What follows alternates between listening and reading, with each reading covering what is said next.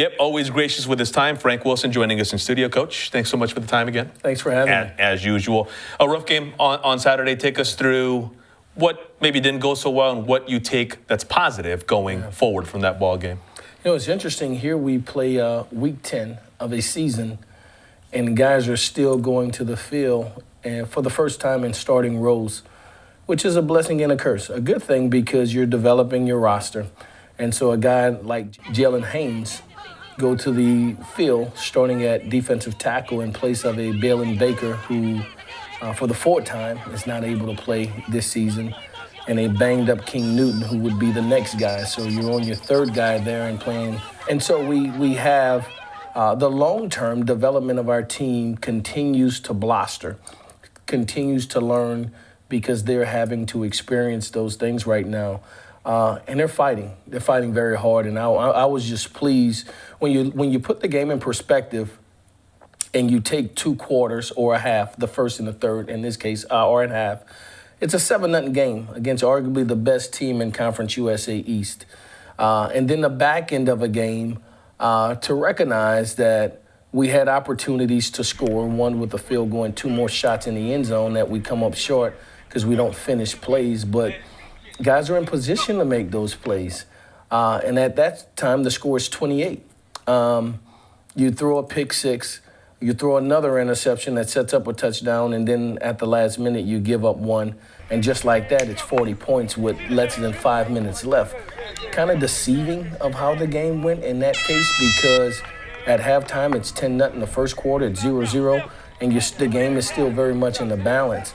And so we just have to continue to press forward and work hard to put ourselves in position to make those plays. We're in position, now we have to make them by developing a technique, a skill, or continuing to improve in our personnel. You're talking about a lot of guys who are having to step in. Yeah. Remind us here, Coach, how many scholarship players are you allowed to have? 85. And of those, how many are you without right now? 21. So without 21 scholarship players. So you're forced to lean on kids who maybe weren't going to be in position to be in those positions to take on such big roles here at the beginning of the year and through with the season as well. Yeah, correct. Guys that we normally may have redshirted or would have taken time to develop, they're having to go to the field, and I'm proud of their effort. They're trying, and in fairness to them, in some cases, they may not necessarily be ready at this time, but the situation calls for us to put guys on the field.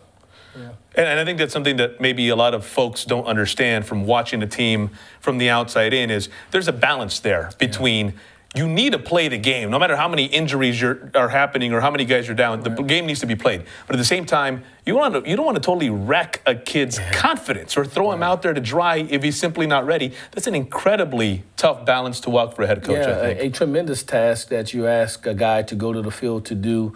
But we're charged with the responsibility of getting them there, and you put them in position. And once they're in position, they still have to make the play.